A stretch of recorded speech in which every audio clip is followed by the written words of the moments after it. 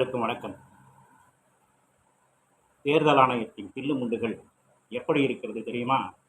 நான் பார்த்திருக்கிறேன் சிறு வயதிலே. அங்கே இந்த 3 சீட்டு வைத்து சுதாடுவார்கள். அப்பொழுது 3 சீட்டு தில்லுமுண்டுகள் செய்து 1க்கு இரட்டையாக பணம், 2க்கு 3ஆக பணம், அப்படியே இருமடங்கு பணம் தருவதாக சொல்லி அவர்கள் ஒட்டைக்கு ஒட்ட வாழராஜா வா என்றெல்லாம் அழைத்து அவர்கள் அந்த 3 சீட்டுகளே பலவிதமான தில்லுமுல்களை அரங்கேற்றி பணம் பறிக்கின்ற கூட்டம் அது. அந்த கூட்டத்திற்கும் இந்த 3 தேர்தல் ஆணையர்களுக்கும் எந்த விதமான வேறுபாடும் எனக்கு தெரியவில்லை.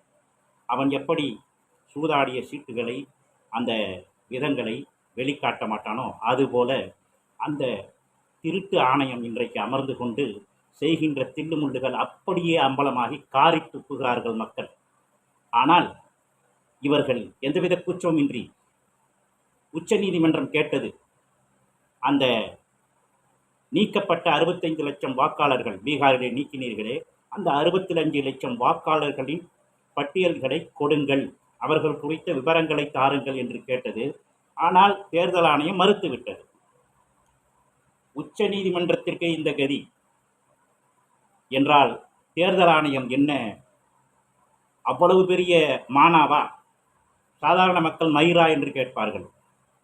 ஆனால் நாம் அப்படி கேட்க மாட்டோம். மானாவா என்றாவது கேட்டு தொலைப்போம். வயிற்றெரிச்சல்.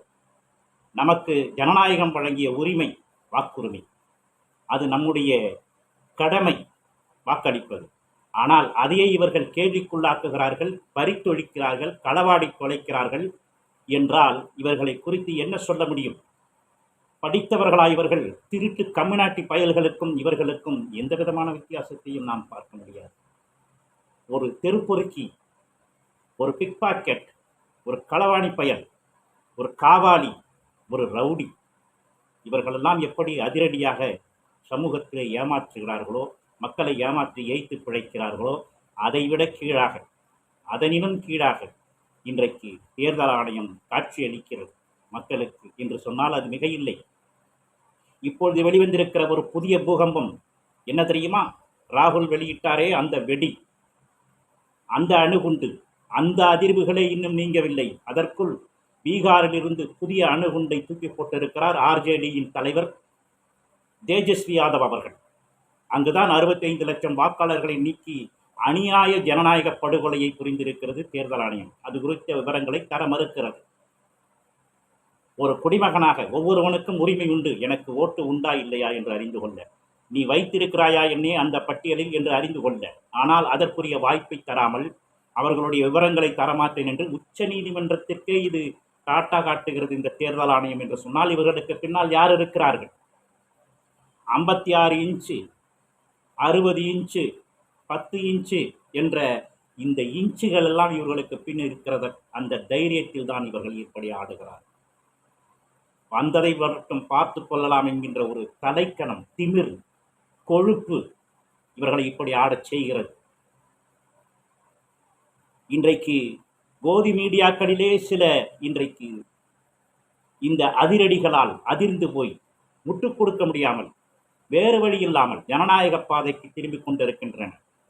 குறிப்பாக டைம்ஸ் நவ் இன்றைக்கு மிகப்பெரிய ஆதாரங்களை எடுத்து வெளியிட்டு இருக்கிறது.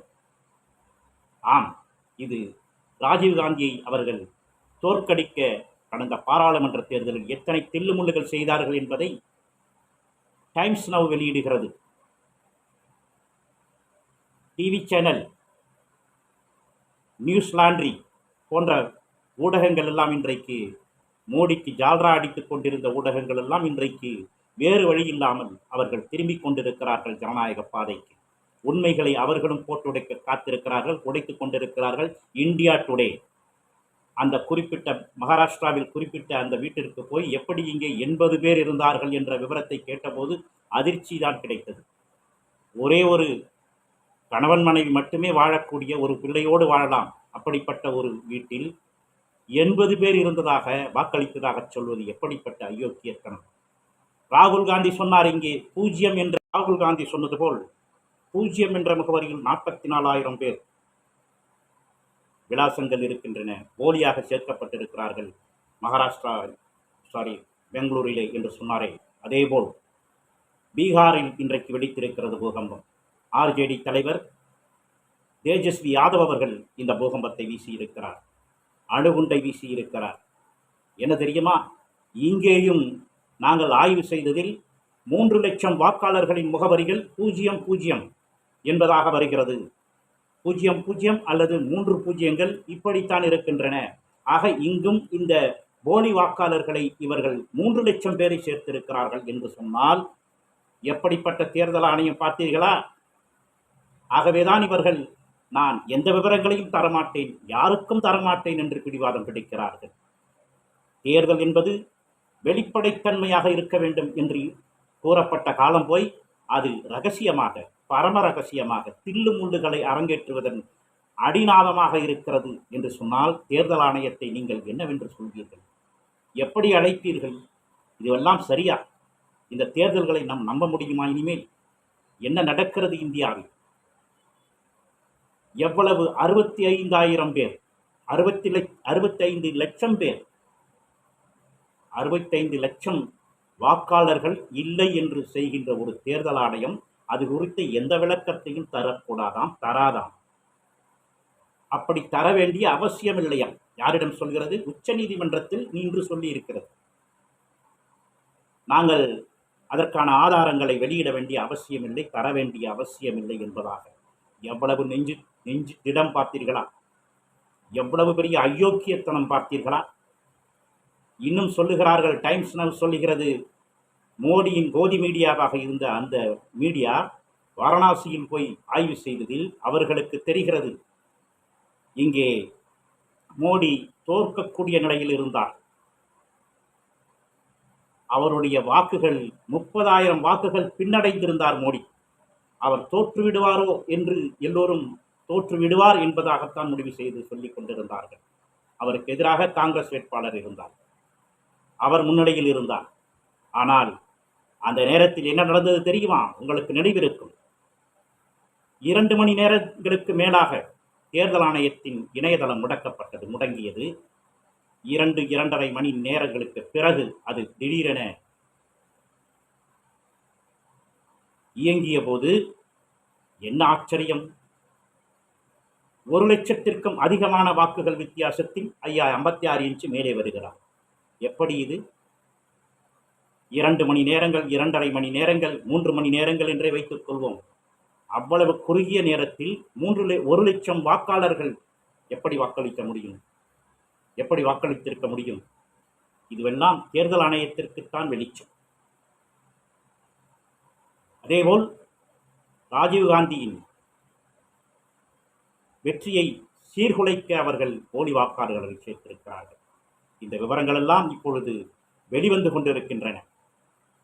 ராகுல் காந்தி போட்ட அந்த வெடிகுண்டு இன்றைக்கு மோடியின் ஆதரவாளர்களை கூட அசைத்து பார்த்திருக்கிறது. அவர்களும் ஜனநாயகத்திற்காக நாம் குரல் கொடுக்க வேண்டும் என்கின்ற ஒரு உந்துதலை கொடுத்திருக்கிறது. அவர்களும் வந்து இந்த விவரங்களை கொடுத்திருக்கிறார்கள். தேஜஸ்வி யாதவ் கூறுவது போல அங்கே 3 லட்சம் போலி வாக்காளர்களை சேர்த்திருக்கிறது தேர்தல் ஆணையம் என்றால் அடுத்து வரப்போகும் தேர்தல் என்ன மயிருக்கு அங்கு நடத்தப்பட வேண்டும்? இவனே ஜெயித்தான் என்று சொல்லிவிட்டு போங்களடா அயோக்கியர்களே! ஜனநாயகத்தை படுகொடி தோண்டி புதைத்து விட்டீர்களடா, உருப்பிடுவீர்களா நீங்கள் எல்லாம்? தேஜஸ்வி யாதவ் மேலும் கூறுகிறார், பீகார் துணை முதல்வர் பாஜகவை சேர்ந்த விஜயகுமார் சின்ஹா, அவருக்கு 2 ஓட்டுகள் இருந்திருக்கின்றன. 2 வாக்குச்சாவடிகள், 2 ஓட்டுகள், 2 வாக்காளர் அட்டை.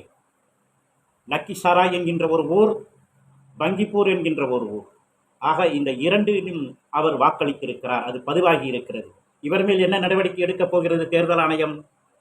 ஒரு மயிரும் இல்லை என்பதை நீங்கள் தெரிந்து கொள்ள வேண்டும். இதுதான் தேர்தல் ஆணையத்தின் லட்சணம். இவர்களெல்லாம் மக்கள் பணத்தில் சம்பளம் வாங்கி கொண்டு, மக்கள் பணத்தில் போட்டு சுட்டு போட்டுக்கொண்டு, பல்லாயிரம் கோடிகளில் செலவழித்து கொண்டு, வீணடித்து கொண்டு, டிஜிட்டல் இந்தியா வாயில் வருகிறது எனக்கு இந்தியா என்று கூறி இவர்கள் செய்த மாய்மாலங்கள் டிஜிட்டல் இந்தியாவா இது? 65 லட்சம் வாக்காளர்களை நீக்குவது, அதற்கான ஆதாரங்களை கேட்டால் மறுப்பது, நம்முடைய மகாராஷ்டிராவில், கர்நாடகாவில் காங்கிரஸ் கேட்கிறது வாக்காளர் பட்டியலை அவர்களுக்கு டிஜிட்டல் முறையில் தர வேண்டியதுதானே, பிடிஎஃப் பாணியில். அப்படியெல்லாம் கொடுக்கவில்லை. அவர்கள் காகிதங்களாக, அச்சடிக்கப்பட்ட காகிதங்களாக, டிஜிட்டல் இந்தியா 22,000 கோடிகளை செலவழித்து டிஜிட்டல் மயமாக்கப்பட்ட தேர்தல் ஆணையம் மயிறு என்ன கொடுத்தது? 7 அடி உயரங்களுக்கு, 7 அடி என்றால் அவர் 3 பாகமாக வைத்திருக்கிறார், சரிந்துவிடும் என்பதால். ஆக 21 அடி உயரத்திற்கு காகிதங்களாக அது கொடுத்திருக்கிறது. அவற்றை ஆராய்வதற்கு 6 மாதங்கள் பிடித்திருக்கிறது காங்கிரஸ் கட்சிக்கு. அவர்கள் 6 மாதங்களாக அதில் ஆய்வு செய்ததன் பலன் அவர்கள் செய்ய மாட்டார்கள், செய்யக்கூடாது என்றுதான் அப்படி காகிதங்களாக கொடுத்தது. டிஜிட்டலாக பிடிஎஃப் முறையில் கொடுத்திருந்தால் அவற்றை எளிதாக நாம் கணினியில் கண்டுபிடித்து விடுவார்கள் என்பதால் அவர்கள் காகிதங்களாக கொடுத்து அதிலே பொறுக்கிக் கொள்ளட்டும், எவ்வளவுதான் இவர்கள் அதில் செலவழிப்பார்கள் நேரத்தை என்ற ஒரு அலட்சியத்தில் கொடுக்கப்பட்ட காகிதங்கள். ஆனால் அவற்றை ஆராய்ந்து இவர்கள் கண்டுபிடித்தார்கள் இவ்வளவு தில்லுமுள்ளுகள் என்று. இந்த டிஜிட்டல் இந்தியா கேடு. இவர்களெல்லாம் காரி துப்பப்பட வேண்டியவர்கள், காரி துப்பப்பட வேண்டியவர்கள், காரி துப்புங்கள். மக்கள் எழுச்சி வந்தாதான் இந்த அட்டகாசங்களுக்கு ஒரு முடிவுரை எழுதப்படும்.